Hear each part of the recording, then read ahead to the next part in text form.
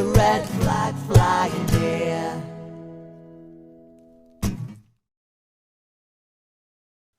Hello and welcome to the Social Ties, Socialist Think Tank's newest show, where we meet community organisers, campaigners, protesters and all things grassroots. Today I'm absolutely honoured to have the wonderful Fiona Nicol with me. Hello Fiona. Hello. And how are you? I'm totally fine, thank you. Oh, lovely. That's good to hear, especially in these times. Yeah. So we just want to get straight into it, Fiona. Can you tell me a little bit about the group that you're involved in? Yes, the group I'm involved in at the moment is Tow Law Foodbank, but it's actually more than that. I retired 5 years ago as a social worker, and I expected to be drinking Prosecco and going out for afternoon teas, but life hasn't quite turned out like that. We, in our Labour Party branch, we discovered, and I can't even remember how, that in 1 week alone there was 90 families in Tow Law accessing food banks outside the area. So we went and looked at other food banks and looked how they operated, and actually none of them were for us. So we, I should say, in ordinary times, we run out of Tow Law Community Centre. But before I actually start on what we do, I want to say that I think food banks are a disgrace. Poverty is a disgrace. We are not even using a sticking plaster to cover actually what's going on here. As a very new social worker, 50 years ago, I say that quietly, I can remember, and the fact it stuck in my head was the rarity of it. One family needing food. Can't remember the circumstances, but it was such a rarity. I'm not going to dismiss that there wasn't poverty. Of course there was poverty, but you had a social security system, and the words actually said it, society, security, that's actually wrapped their arms around people. What we've got now is, well, 11 years of austerity and now in the middle of a pandemic. So we decided to set up a food bank, but I think it has to be more than that. We advertise it as a drop-in. We provide free tea and coffee. That was how we kind of started, and with the food, and you know, put out snacks and all the Greg stuff that we collect, the stuff that they don't sell. We then I managed to get funding to have Citizens Advice Bureau there. We'd also just got funding to have debt advice there, but the pandemic started. We also have home housing there on a Thursday, and they actually are the main housing provider. So anybody who's got repairs, etc., they can come. And we also are now working with Durham. Oh, that's terrible. I can't remember the name. Anyway, they work with 16 to 25-year-olds. We also managed to get groups in from the Natter, you know, so basically on a Thursday, ordinarily people, so they could be coming in for anybody coming in. Nobody needs to know that they're coming to the food bank, because I think if we can't give anything, we've got to give people dignity. I think it's changed slightly with the pandemic, because there are so many people now in absolute, well, literally no money whatsoever. As I said, I think food banks are, well, I just, you know, at 68, I just never thought I'd say the day. It's beyond belief. We have every kind of aspect of people. You know, we'll have somebody whose husband's died the day before, being the main bread earner, got no money for a funeral, go down to the social security, I still call it social, whatever they call these places now, and being told, well, it'll be 8 weeks before you get any money, you know. But what I will say is, through these times, we have a fantastic community. And I'm going to sound really parochial in this, because that woman got a funeral, that woman had to wait for her husband. When the school meals debacle and we're not going to feed the children, 2 very small independent bakers in this town had hot meals for those families.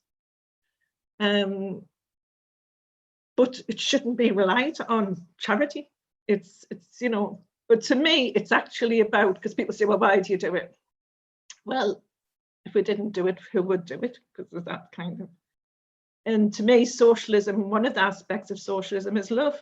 It's actually loving your community, loving the people around you, and hoping if you were in the same circumstances, they would help you. So that's the kind of basis of what we do. But also it's very political. In we have, well, obviously we couldn't do it this summer. We raise money. You have to get yourself on lots of committees, which are usually go into with trans, but you've got to know where the money is. So through the Area Action Partnership, which I am a town councillor rep on, we put in lots of funding in the summer holidays, in the holiday hunger, which I won't call it, we call it activities with food.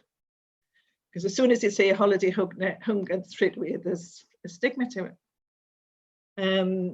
And we have kids coming in. Now, throughout your life, there'll always be cases or families that stick in your mind. And 2 years ago when we were doing it, because obviously we didn't do it this year, well, the year before. Whenever the Spain come to the door, about 11, Fiona, have you got any food? We're starving. This is in 2019. It's an absolute disgrace. You know, we've just been out this afternoon to an elderly chap through the DCC hub. I mean, I don't know what had gone wrong because I didn't want, you know, I always say, and my husband obviously, you always say that to people because they want to sort of justify and tell you the reason why they need. I was going, I don't need to know. And when they say thank you, I said, well, you don't need to thank me because you're being very polite because it's not my food. Now you'll go to some and they'll say, you've seen people taking 2 pasties, you know. Well, have you ever thought, should maybe he's not eating anything?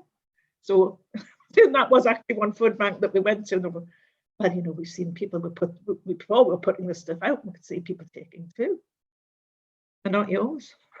So primarily, I think they're shocking. My great hope was for a Corbyn government. Laura kept saying, it's not going to happen overnight, Fiona. I said, no, but it'll happen. It'll happen. And where we are now. It's not going to happen in my lifetime. I've resolved myself to that. But you fight on for your children, my grandchildren, you know, and hope that we can say something better because it's actually about restoring dignity for people. I did, before we did the meals in that last half term, I went to both of the schools. When I get a bee in my bonnet, I kind of go off on a tangent. I went to both of the schools and I said, what percentage of children do you have on free school meals? Now we're classed as a town, hence I'm a town councillor, but you know, we're a small place, there's only 2 schools, Faith School and the 45% and 49%. Now you then replicate that up to the kids in senior schools, you know, who will then go on. You're talking massive amounts of children in absolute abject poverty. So obviously what's happened with the pandemic, we couldn't run it out of the community centre. Well, 2 reasons. One, because of COVID, and also some darling nicked all the lead off the roof and places trash. But so if I could show you my house, you'd be horrified. I'm basically living in a squat with foot up to the ceiling because we're running out of here. What we've been doing, as soon as anybody rings in for food, so we've been going out every day. Literally, somebody rings at Christmas, and the local cafe allowed us to kind of put an advert in for toys. So every child and every family in Tow Law got a friend helped me, and she says, I'll be back in 45 minutes. This was at Christmas. I went, oh, she must be going somewhere. And then she rang, she said, oh, I didn't realise that was just for one family. So she was crying. I thought it was crying.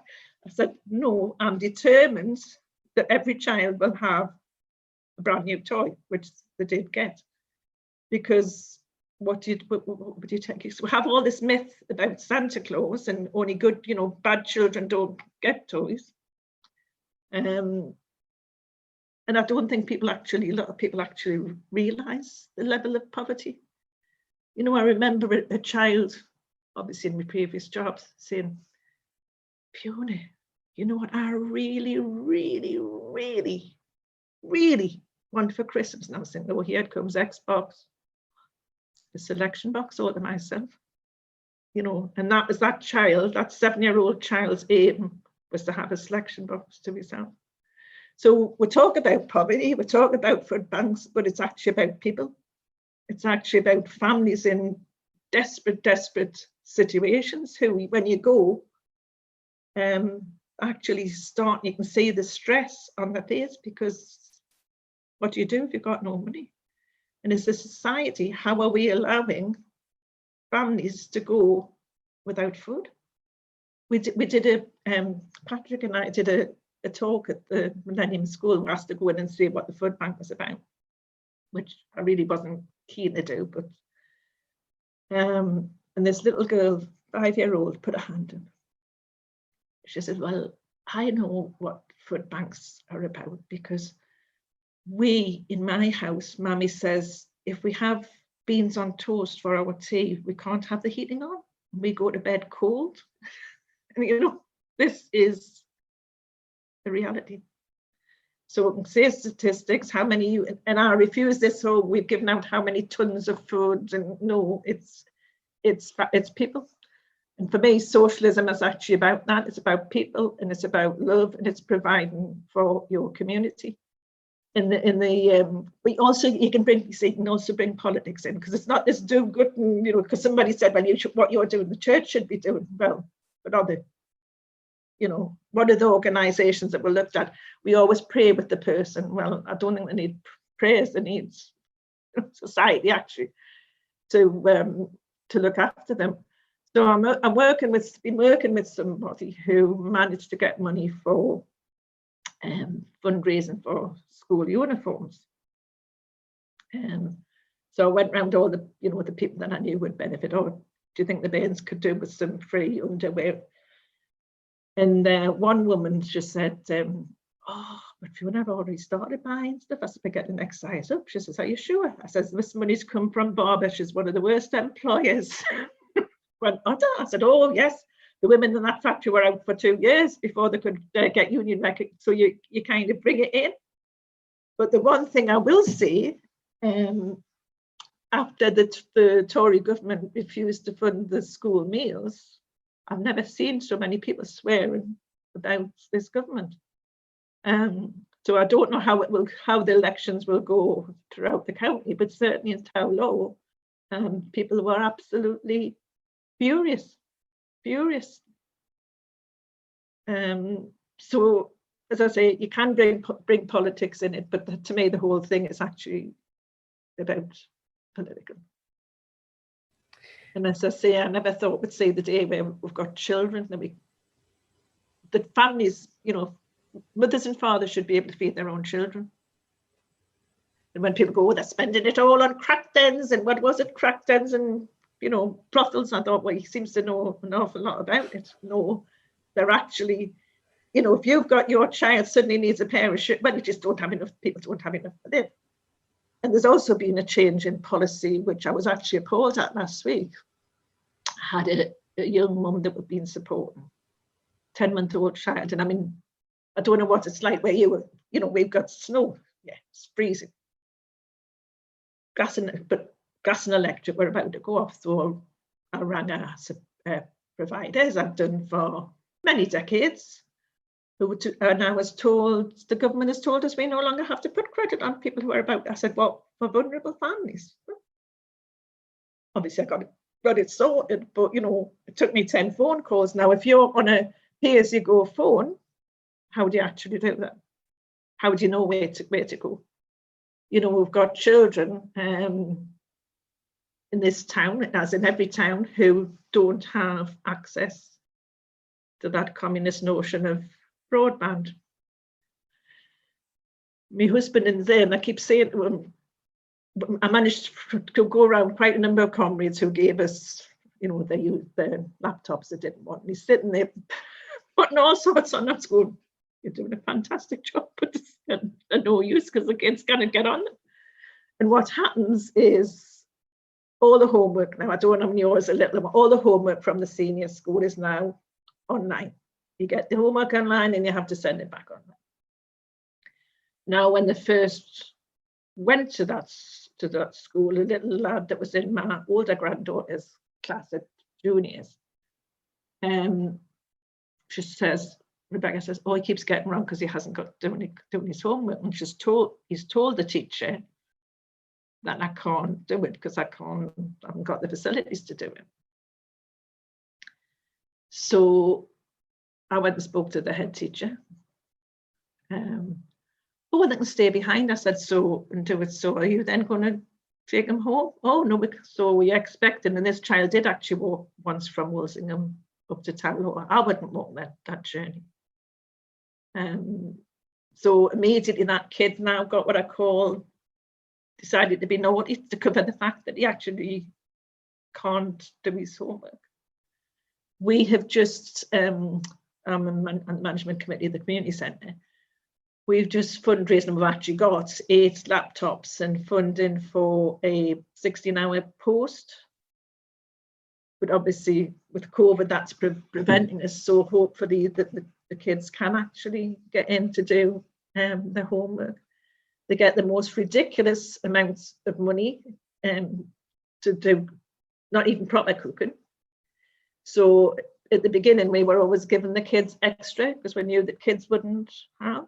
And the teacher said, no, you're not allowed to give it to the children. We had a situation, because I'm all going on aspects of poverty and how it actually impacts. Both of my daughters is same with her, must you? The school that my granddaughters were at, well, there was 2 things. The head got a pantomime in week before Christmas. Now, my view is whether every child pays or no child pays, you've got to play that theatre company. At the time, my granddaughter was 7 and she was staying with me because her mum was on a course. And she said, oh, and if you didn't pay, you couldn't go. That's the whole thing. Because Laura kept saying, you were getting these texts, you know, and £7 if you've got 2 or 3 kids, if you've got 1.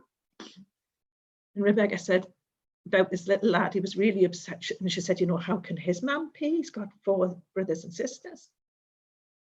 I went, right. So I went in, spoke to her teacher, who burst into tears. Now, just talking in this voice, I never raised my voice.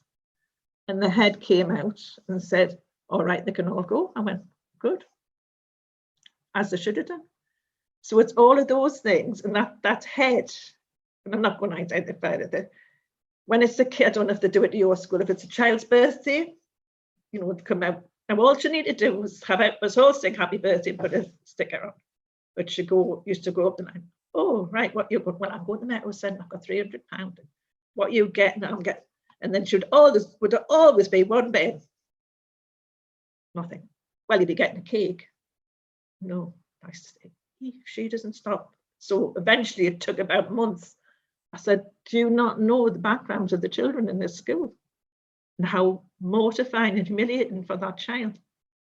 So they are all aspects of poverty and even down to birthday parties, you know, children don't necessarily, so that it's the social aspects that they can't go to birthday parties because of expectation. When it's been hours and I've got the bigger house, so usually have it here and say, no, you don't need presents.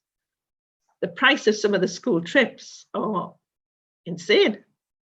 My middle granddaughter went, how this was education, I'm not sure, Harry Potter world. You know, you're talking 400 quid. So to me, you know, I went to an all-girls grammar school. The whole concept of getting rid of those, which I completely not agree, was we went to comprehensive, that all children, and I always say, I thought all children mattered, but it's not all children mattered unless you've got your £7 for your partner. Not all children matter if you've got X, Y, and Z. So to go back to the political, I do ramble, I apologise. What Claire and I have decided to do, because a lot of the children are really interested in obviously the environment and recycling.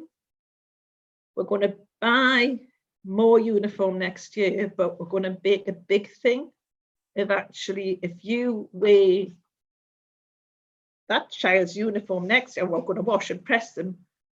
Look what you're doing to the environment. We're going to make pre-loved, I think is the word now, a cool thing to do.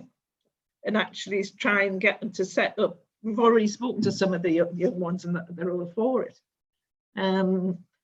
So yes, it's, I know I'm going to convolute, to me, it's all actually all encompassed as to why in this day and age, people don't have dignity to actually provide for their own families. You know, it was sort of older people were kind of that thing, did they heat the houses or eat? Now it's actually, well, I would say, you know, 50% of any population. Yeah, Fiona, I honestly don't know where to start there. I could just touch on so many things you've said there.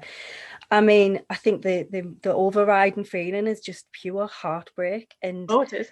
And mixed with that, pure fury that this has been allowed to happen. And I sense that you sort of feel the same. I mean, obviously you've sort of been in this line of work for a long time. I know this is all voluntary now. Have you seen a big swing towards obviously food bank use, lack of dignity, poverty? Absolutely. I'm saying there's always been poverty, but let's get away. But it was a different poverty. You know, I came from ordinary, you know, ordinary folks, as you want. You know, first starting as a social worker, I say I remember that one family. I'm not saying people live lavish lifestyles, you know, but also I say is a lot of people using the food bank are actually at work. I think we get away from this idea that it's, but no, through the 11 years of us, I could see it starting towards the end of when I was at work. But you see, they also got away with, when I first started, we set up a thing called the Claimants Union. Again, many, many decades ago, which was the Forerunner of Welfare Rights, CAB. And that was to inform people to know what they were entitled to. When they got rid of the social fund, which obviously preceded all of that, the social fund was there, that was not a loan, it was a grant. So if you were in some dire circumstances, say if you left your husband with 3 kids, being in a women's refuge, got a house, you could apply to the social fund. On average, I used to get people £2,500 to £3,000. And I've never seen anybody actually waste that money. So, you know, they wouldn't get flash, but they would, you know, go, we knew where to get the good bargains. Now, when that was replaced with the welfare assistance scheme, they also said, before you can apply to the welfare assistance scheme, you must apply for a loan. Now, I had everybody, and it's the sick of my voice. So I said, so a woman's going to get a house. Loans on average, before they say yes or no, is going to be 6 weeks. So straight away, she's 6 weeks in arrears on a house. I went down to the job centre in Bishop, and now have security guards on these places. I said, I want to speak to the manager. You can see these little guards. This security guy says, what do you want? I said, well, no, I want to speak to the manager. He came out. I said, you know, can families in certain circumstances circumvent this notion of applying for loans? We've been told it's too complicated. No, it's not remotely complicated. I'm just trying to find a way around this. So I got on to all the MPs, everybody, and did it around the fact, well, Durham County Council is going to have a lot of debt on housing, but I thought these women will never make it up. But so with me badgering and, you know, I'm saying people being sick of my voice, I actually got that stopped in this area. Around other areas, and look, see if you're creating enough of a fuss, you can get this stopped. Whether they did or not, I don't know. But the welfare assistance scheme, you have no choice on what you get. You don't get the money. There's a maximum of £1,000. I remember applying for, where is the social fund, you could have your whole house done. I'm saying not top notch, you're not going to Bargain Stone House or Annex, but And I remember this young lad who had been badgering before this. I said, "You've awarded beds and bedding." I said, "She's got 5 kids. She needs a cooker. She needs a washer. This is not good enough." I said, "I want to speak to the manager." He came back several hours later and said, "All right, yes, you can have the washer, but you'll have to lose 2 of the beds," and blah, blah. And that's, so we've gone from where you had a system, if you were in crisis, you could access that fund, to now being told, and this is where we buy, you don't have any choice. You can't say, "Well, actually, I know I can get a second-hand bed and a new mattress or a reconditioned cooker." So anybody who's been in that level of crisis, you're starting off so far down that you're never going to actually come back up. And then people go to, I think it's gone under now, that shop, I was called it Tuppence a week for life. It had a lot of bad reviews. I can't think of the name of it now. And I was in with this family, and I mean, bless them, they had everything out this shop. God, I can't even think of the name of it now. And I said,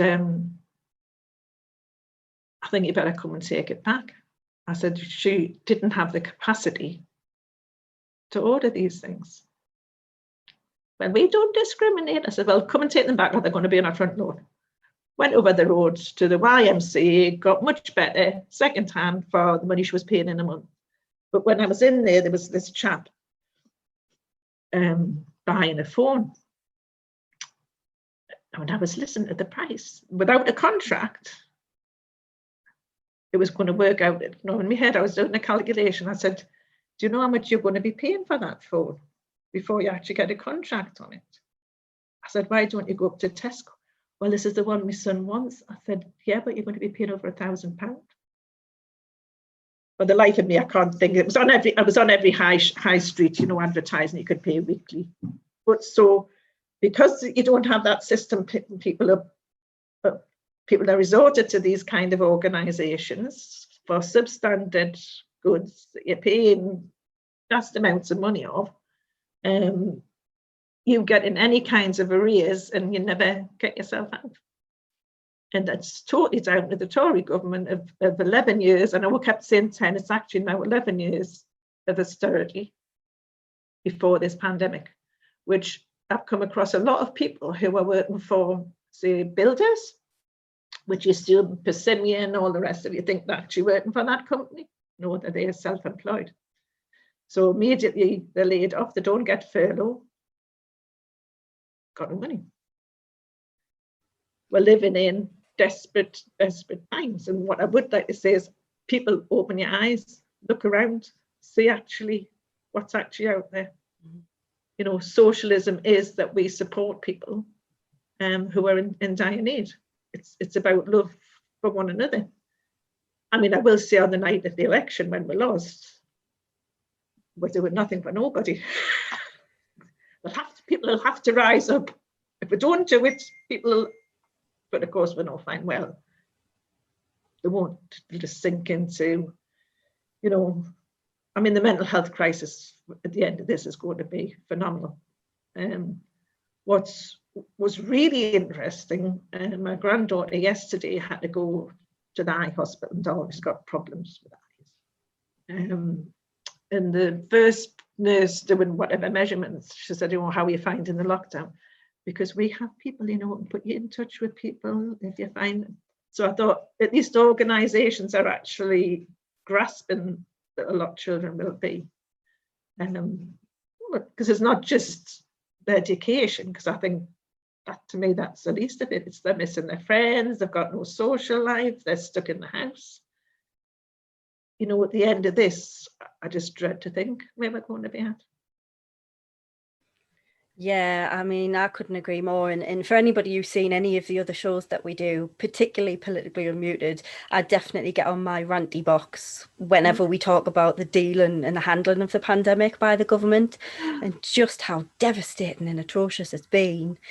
What I would say is, I will never get sick of hearing your voice. So anyone who's told you that is completely wrong. Another thing, you sort of mentioned when you made it possible for every child to get a Christmas present, that for me just absolutely screams of the 1984 miners' strike, when communities got together. When I was very involved in that over Easington, Uh-huh. when it was my daughters. Oh, I'm going to see now. My sister and I were very active. Obviously when you met. And it's her funeral, because tragically she died last year. We had all the photos up, so yeah, we were very involved in all of that. It feels, I mean, I know there were very different circumstances, but again, it does feel like something the Tories have done to us. Yeah. And again, now the rise in poverty and the food banks and the desperation. And again, you said there at the centre, the lead's being pinched off the roof. Oh yeah. Obviously that's terrible, but then that just makes me immediately think, what did those people do that for? How desperate were they? Oh yeah, I don't want to go to that.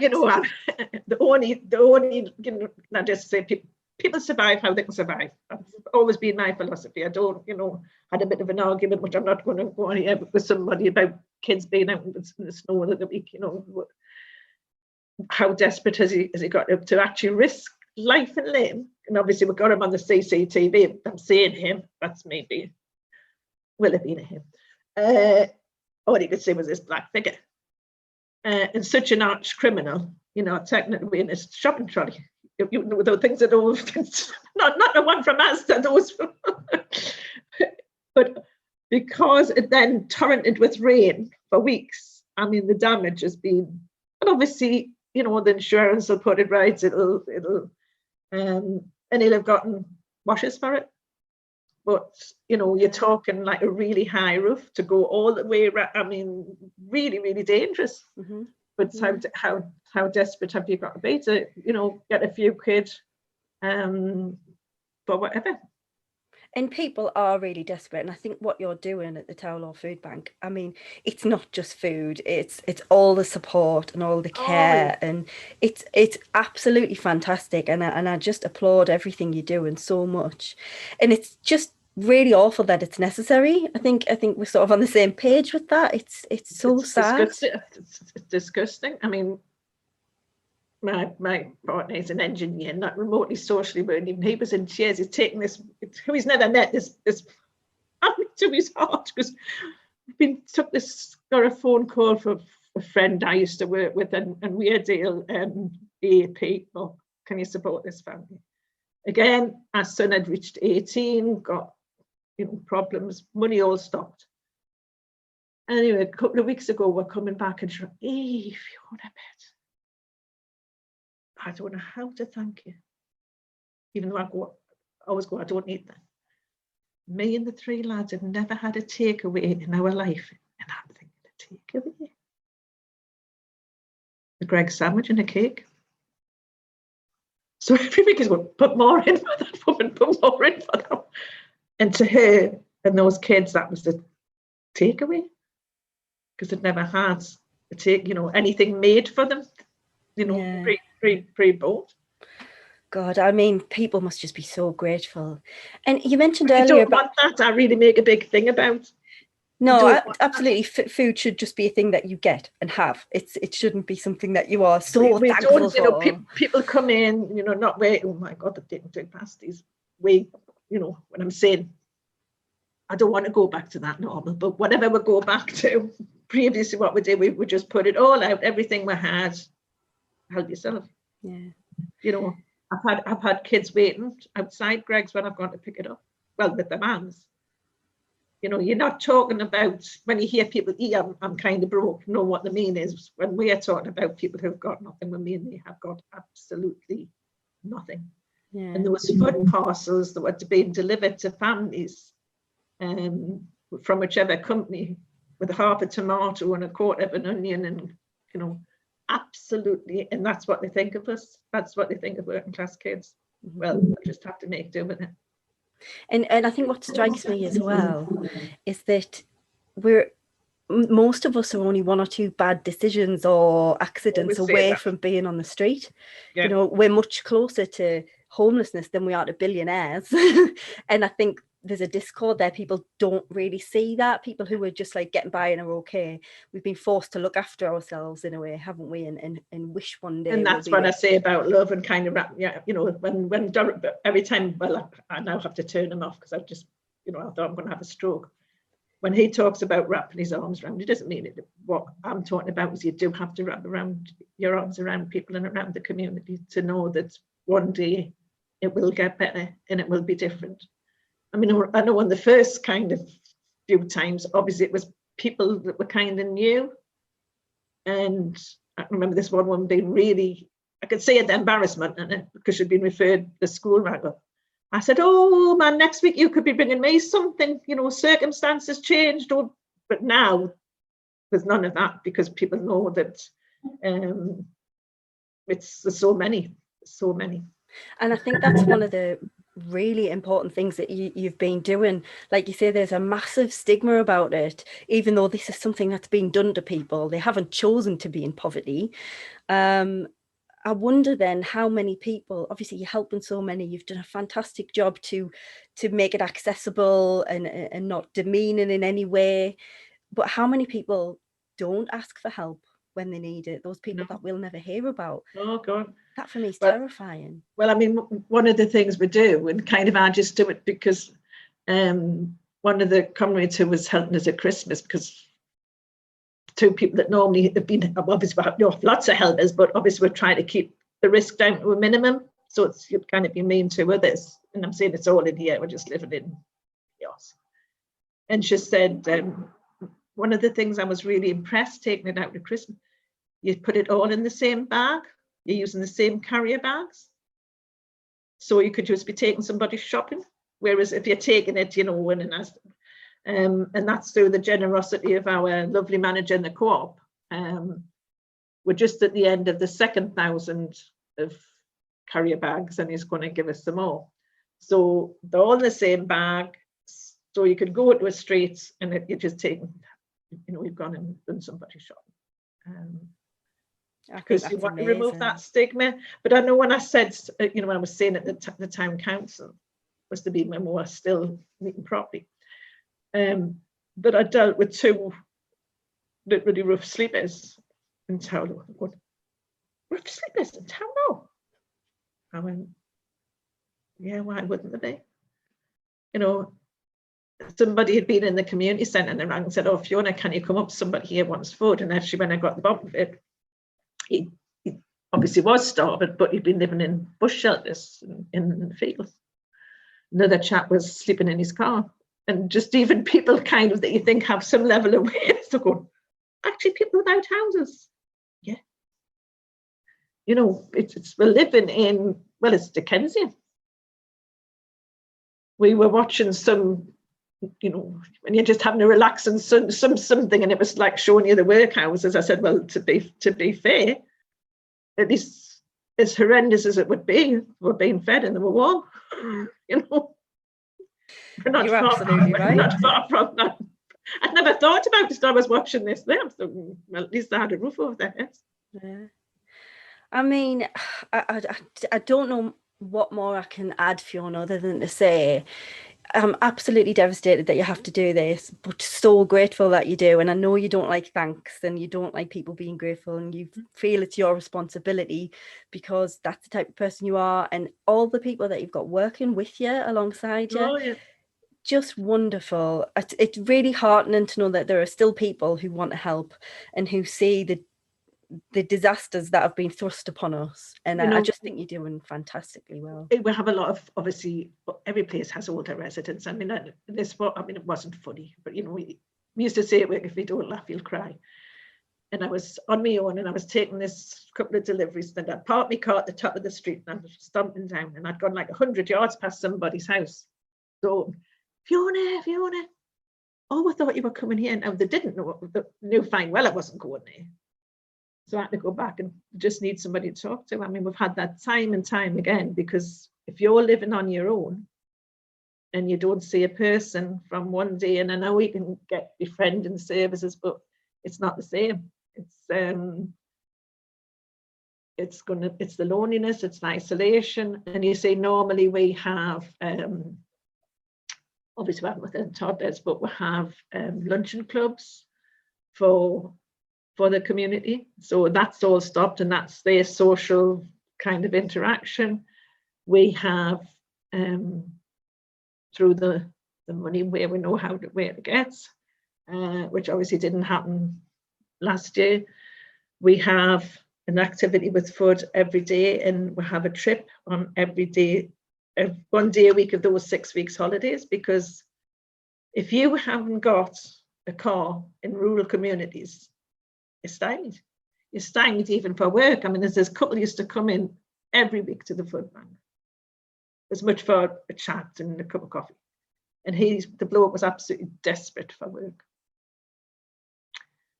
And every job he got, you had to be in Durham by 9 o'clock. It is an absolute impossibility, because the bus from here goes to Crook, and the bus from Crook to Durham leaves before the Tow Law bus gets there. Anyway, eventually, about 6 weeks ago, he says, "Oh, I'm getting a job and I can start on the night time." I went, "Oh, brilliant, I'm over the moon for you." And anyway, I was going down on the Thursday with the Gregs, and I opened the car and went, "Hey, up the workers." And I said, "Anyway, what time are you going? I thought you said you started at 9. It takes them 40 to go 4 hours beforehand to get to Durham for 9. So the poverty aspect, it's that impacts on his time with his family. So yeah, brilliant up the workers, he's eventually got a job. But because we don't have, and again, you know, I used to lecture in this inequality long before it was a trendy kind of word. And urban poverty and rural poverty, there are similar aspects, but there are some great differentials. Now, if you've only got a bus once an hour up till 5 o'clock and never on a Sunday and never on a bank holiday, that impacts on ability to work, and it impacts on young people having any kind of life out of that narrow margined, you know. So it's all poverty, and it all has impact on life chances. It's horrendous. Yeah, absolutely. But, you know, I mean, we have no answer at the minute. You know, we'd had the great hope, it didn't happen. Yeah, too right. I'm with you on that. I think, you know, every time they go, everybody should have broadband. I went, bloody communists. Yeah, I know. They're realising that actually, you know, when they go, "Man, they've all got phones." Well, actually, if you realise, you can't actually apply for a job, you can't apply for benefits, you can't fill in any form unless you've actually got, you know, I've got an old one, you know, smartphone. Mm-hmm. Yeah. I think Corbyn was a year before his time, wasn't he? If he was here this year, we'd be crawling over hot coals for him, I'm sure. Well, it was the great hope, and to me, it wasn't about him, although he's a lovely guy. You know, it was actually about the policies, the ideas, the concept of how society could be. Yeah, and I get that sense that sort of society is exactly the way you live your life and exactly what you would love to see. And you know, I could absolutely sit here and talk to you for another 3 hours about all of this, but we are coming. I said you'd have to shut me up. We are coming to an end. I think we're going to have to get you back on, Fiona, if that's okay with you, because I want to say thoroughly enjoyed, but also have had to hold back tears on many occasions during this conversation. It's just been really eye-opening. But what I've said is in every community in our area. So is there any way that other people can get involved? Are you looking for more volunteers? Obviously, what we've tried to do through through the pandemic, the last day we were kind of open when it just kind of launched that, you know, days as we're going to have to lock down. I had a hospital appointment. I've got to play on a arm now, you know, metal short. So I'd come from physio, and what I'd said is give people what they need, but don't let them do the normal stuff. Of course, I came back, the place was packed.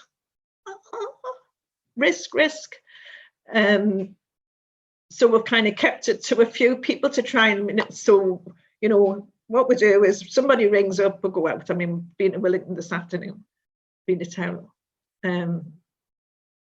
in ordinary times, yeah, we're desperate for volunteers. It means we can kind of, you know, try and get more money and get more facilities.